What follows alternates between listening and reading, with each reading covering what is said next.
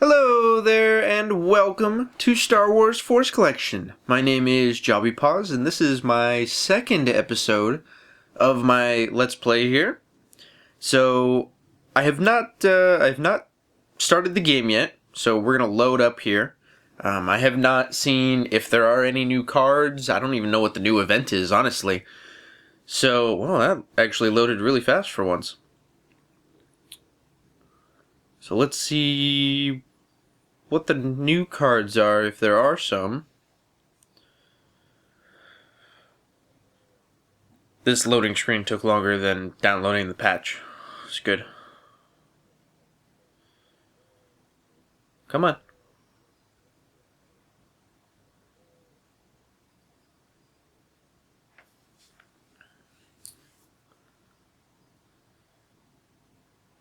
Here we go. Today's login bonus. Ooh, 5-star Mace Windu and Jango Fett. Alright, let's see here. Occasionally deals damage to the closest enemy unit in the same vertical column, ignoring their defense as well as reducing their evasion. Huh. So that means it's just sometimes he'll hit the card in front of him,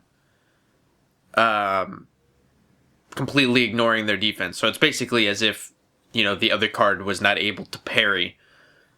So that's very interesting. Seems like a decent attack. And then here's Jango. Launches a special attack at the beginning of the battle which instantly destroys one non-droid character that it hits. That may be a little OP. But at the same time, if it constantly hits like a 3-star skill card, that's... his attack and defense isn't very high. So it depends on how often that'll hit like a front row unit. Yeah, I would have to say, like, if it constantly hits like a skill card, then this card is not going to be very valuable. But if it, sometimes it's a skill card, and then sometimes it's a front row unit, or sometimes it's like a sniper, then it could be very valuable. And if you had like multiple in your formation, would it know to, automatically hit 2 different targets or 3 different targets, depending on how many you had? If you had 4 of them in your form, and then they hit 2 targets every turn because they're hitting the same one, that would kind of suck. So... alright. That was, yeah. So these 2 cards seem pretty interesting. So we're going to go home here. Revenge of the Bosses. Explore the map quest to encounter bosses and their formations. Win against bosses for rewards, including a chance to earn that boss's 5-star card. And the more powerful the boss, the better chance you will get of a 5-star card. Alright, well, I guess let's take a look at the new cards. So, go to Card Pack. Because they always have, like, a demo battle now for all of the newer cards. And it's actually pretty cool. They've been adding, I don't know if everybody's noticed this, but they've actually been adding demo battles to a lot of the old cards. So, like, there's a demo battle with, like, let's say, Old Aura Singh, where they have 3 old auras on one side and then 3 old Bobas, and then they're battling against a row of Jar Jars, so you can see that the auras take out the Jar Jars a lot faster than the Bobas. It's kind of interesting. So here, let's do at the top here. Oh, okay, apparently not. Let's do the Mace Windu demo battle. So, okay, he's facing off against GGLS. Separatist evasion up, so boosting Grievous's evasion. Did he attack him from way back there? Huh. So, it seems like it's possible to just, attack from, you don't even have to be met in the formation in order to attack. That's kind of interesting. So, we got Mace, and then here's Jango, Here's the demo battle against Zam and 2 3-stars. Oh, okay, so he one-shots Zam and then kills the 3-star. That doesn't look very impressive because he's just killing some 3-stars. And the mace doesn't really look that impressive because he's just killing GGLS, who has low defense and stuff like that. So, alright, well, here's the full description. Look at that max attack. That's crazy. It's not like MOV, but it's pretty high up there.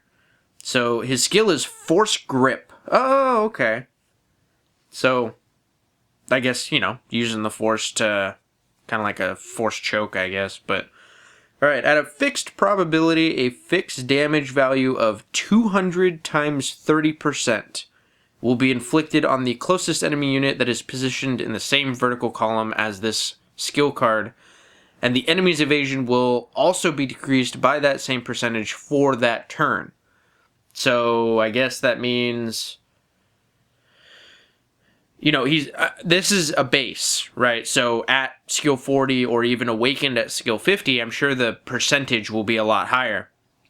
But yeah, if the line has already been met, say you have some mediums in the, mid row or the back row, it'll help them hit whatever target, he's grabbing. So that's kind of interesting. The Deflector Shield and Ray Shield skills cannot nullify the attack. Okay, that's kind of neat. And then also, should the effects of the Golden God, Guardian, or Deserter skill be received, the target of the attack will be changed. So I guess that means say C-3PO Golden God, if he procs at the same turn, then I guess that means that Mace Windu will, Force Grip C-3PO. So, and then here's Jango Fett. Skill is the Camino Saber Dart. That's pretty cool, actually. I think Saber Dart should be capitalized. This is just a little text bug. As some of you may know, if you watch any of my other Let's Plays, I've mentioned before that I'm a QA tester for a big gaming company. Don't get paid that much, unfortunately, but it's a fun job. So the skill info: a special attack with a 30% probability of hitting the enemy, irregardless of the skill card's accuracy and the target enemy's evasion. That should say regardless of this skill's, so that irregardless is incorrect, I think. And then will be executed only once the onset of battle. So he only gets to fire the dart once. And then, I didn't even realize he was 2 times per turn. Huh. Mace Windu 1 times per turn? Oh no, he's 1 of every 2 turns. So he's a little extra attack compared to most normal, short-range cards, but obviously 1 every 2 turns. So it's like an in-between. So Mace has 3 5-star cards. 1 is attack every turn, and he has self-attack up. And then this card is 1 every 2 turns. And then MOV, which has the highest attack in the game. Well, actually, this card will have the highest attack when awakened, I bet. But yeah, and then MOV is the highest for like an 815, just a regular 815, not an awakened. It's the highest attack in the game. Anyway, so the enemy male, female, or beast type character card that receives the special attack will be defeated. The target will be randomly selected from the eligible cards in the opposing formation. However, the higher the card's attack, the higher the chances of it being targeted. Wow, okay, so like I said earlier with the, if it always targets the 3-star skill cards, that would kind of defeat the purpose. So, yeah, it's gonna attack the highest attacking card. Huh. For the most part. That is to be tested, I'm sure, by all the higher-ups in the game. But well, basically like Empire and, some other top legions, they'll all get their hands on the cards and they'll test them. So the higher the chances of it being targeted, if the skill is activated by multiple skill cards, these cards may target the same enemy unit. So if you have multiple Jangos in your form, if they only have one card that has like a really high attack, then the Jangos, if you have 3 of them in your form, all 3 of them might use their Saber Dart on the same card. So, I mean, that would be good because it's, gives it higher chance of actually hitting that one card, but it would be nice to, have 3 separate chances of hitting 3 different cards, because then you run the risk of not hitting any of them or getting all 3. So I think that's pretty cool. He has decent. So I thought he had really low stats, and I was like, okay, so his perk is the skill, but I didn't realize he attacked 2 times per turn. So that's not half bad. And then Mace, I was like, well, he's got ridiculous attack, but he attacks every other turn, so that kind of makes sense. So cost 37 for Mace and 34 for Django. So yeah, that seems pretty interesting.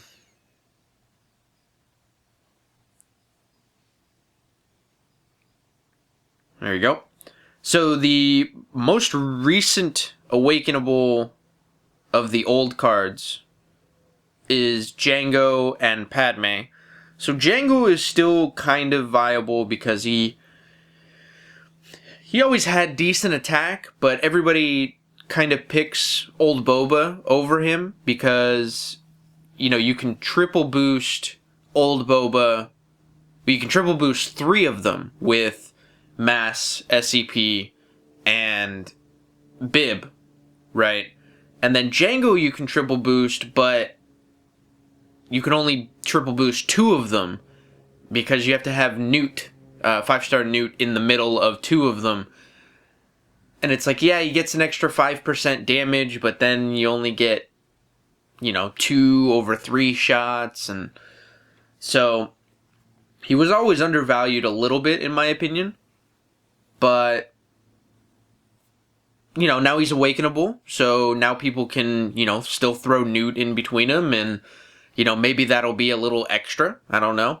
But Padme was always a really low tier card, and I don't think Awakening's really gonna boost her value at all, unfortunately.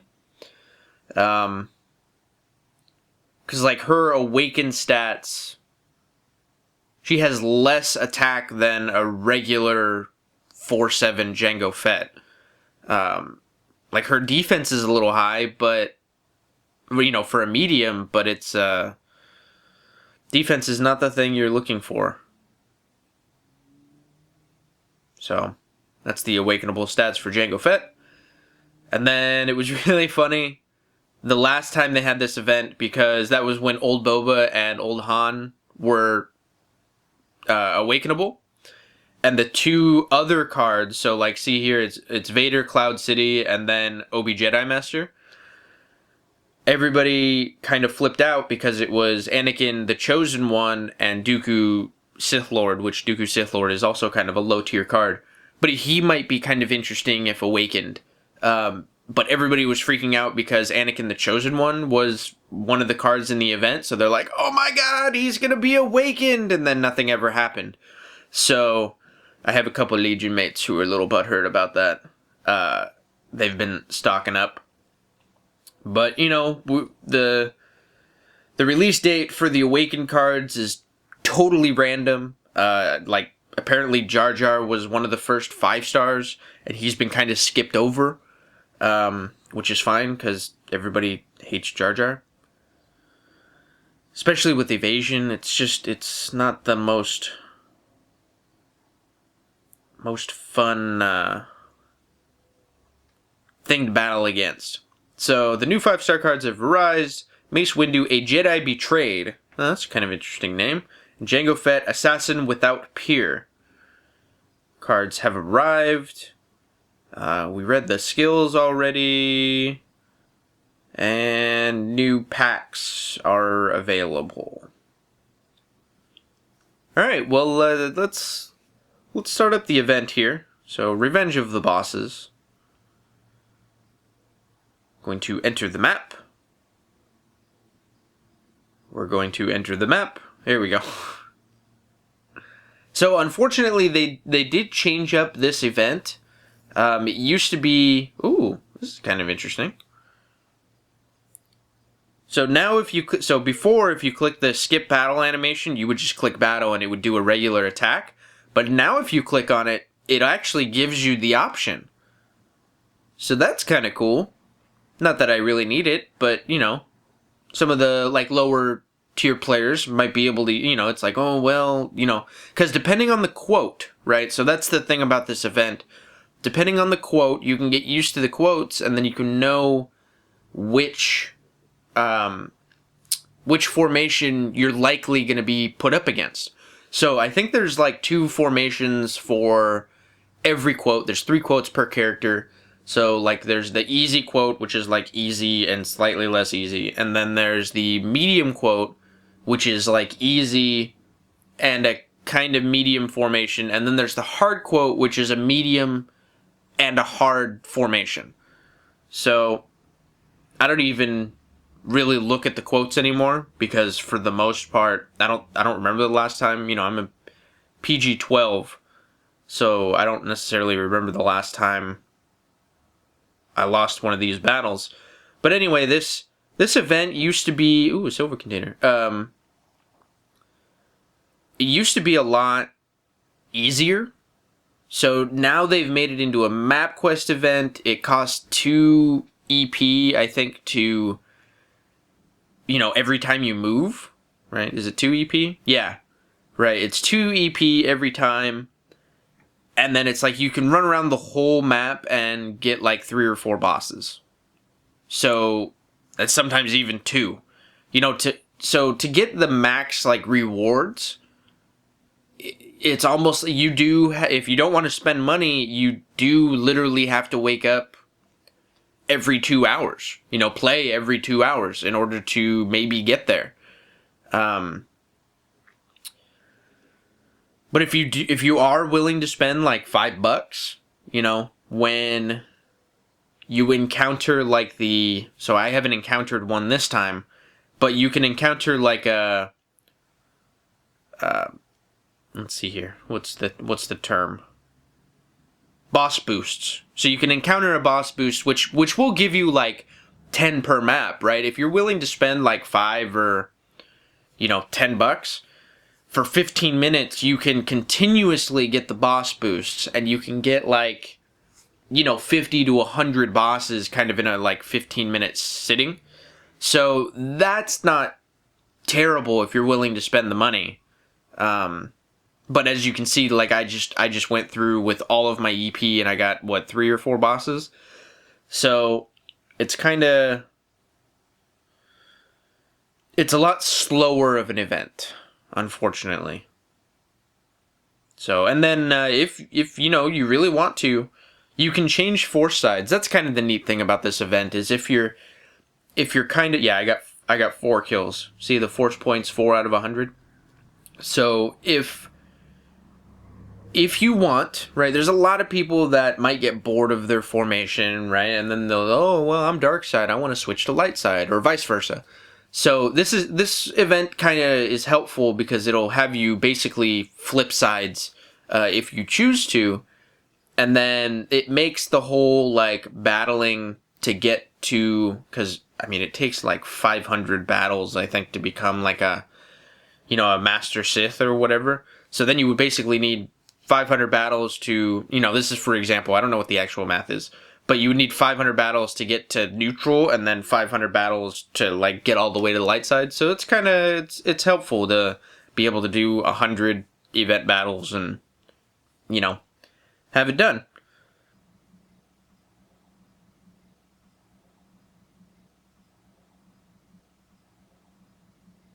So, okay, I totally blanked out there for a second. I was reading that I didn't have any card summoners. So, yeah, actually, that's something we can do. I wonder if they're in our inbox. Inbox? Inbox? Where's my stuff? I think that's from the... There it is. Alright, so yeah, we placed 28th, which is pretty good. Unfortunately, we kind of figured out what we were doing towards the end of the event. And, I mean, we won a bunch of times, but the points weren't there as much in the beginning. So, we placed 28th. We were only able to get one 5-star summoner. So, yeah, let's do that. And then I might do the 4-star summoners at another time. Oh, I completed a Special Forces TIE Fighter. Cool. Let's... Oh, back. I got a bunch of pieces for that.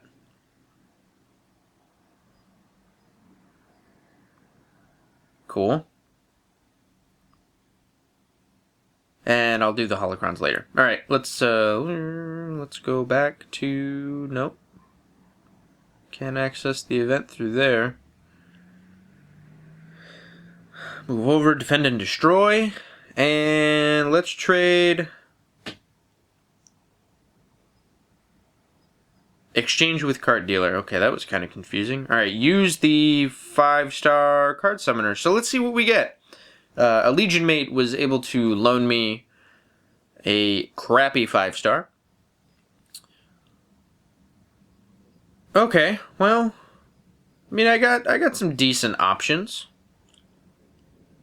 These aren't the worst in the world, but they're not necessarily the greatest. So Wedge is the best pilot for the X-Wing. So he's very good for like Legion battles and stuff like that. And then Barriss has been kind of dropping value lately. So with Barriss, you have to have Galactic Republic type and a Jedi type in the enemy formation in order to like boost her stats. So you have to use the, if you want it like consistently, you have to use the, oh, what's the support skill? I can't remember it off the top of my head. It's Undercover. Undercover, that's what it's called. But anyway. And then Grievous is kind of like the... So right now, Grievous is the dark side Ahsoka. But he's not awakenable. So when Ahsoka came out, it was like, oh, it's another Grievous. But then she's awakenable, so her stats, you know, are that much more boosted. And also the counterattack for Ahsoka is Max, which I think is like the only card in the game that has a max skill. So she gets like a higher boost from it, I think, or a higher attack damage or whatever. So we're gonna go with Wedge. I think that he's the most valuable, in my opinion. We're not gonna do Anakin Jedi General. Let's see here. Where's my... Here it is. Grand Moff Tarkin. Cool. So we're going to trade. So even though Grand Moff Tarkin, the idea was kind of interesting of the card, right? Where it's like, oh, at skill 40, it'll basically obliterate any card in the enemy formation. You know, it's a Death Star card, right? But it costs 128 cap in order to put it in your formation. So a lot of people are like, oh, it's interesting, but, you know, a lot of people would use it. So before most of the new cards came out, when people had, like, Jar Jar formations, they would put a Tarkin TM in their Jar Jar formation, because Jar Jar doesn't have a whole lot of cap hit. But then they just, you know, significantly boost his evasion, and they'll even sometimes put, like, a second row of Jar Jars, right? So basically, it's to time you out, and then at the last turn, they would blow you up. So, kind of sucks, but interesting idea. But we're going to go with the Wedge. Woo! Wedge. So we'll go to the inbox. No expiration. There's my Wedge. Sweet. Alright. Revenge of the Bosses isn't necessarily a new event. A lot of you have already seen the event. So yeah. Alright, well, I guess I'm going to end the episode here. So, thank you for watching. Please like and subscribe. Check me out on Facebook and Twitter. And also check out the new Star Wars Force Collection website that me and a few of the other, you know, I guess you could say higher-ups in Star Wars Force Collection have kind of put together. So there's a lot of good stuff on the website. There's my tutorial videos, which is something that, is for the most part for, people starting out in the game. But occasionally, when I do the videos, I learn stuff all the time. So I've been playing for, I think, almost 2 years, and I'm still learning stuff. And then we have a blog from AU, who is the Empire's team captain. And Empire is the #1 ranked Legion in Star Wars Force Collection, so he's the captain, and he does all these really cool strategy talks and blah blah blah. So yeah, if you're interested, send me a send me a PM. So I have my ID, and send me a message that you're interested in the Town Hall talks. If you're online. That's the app line. That's not online, being connected to the internet.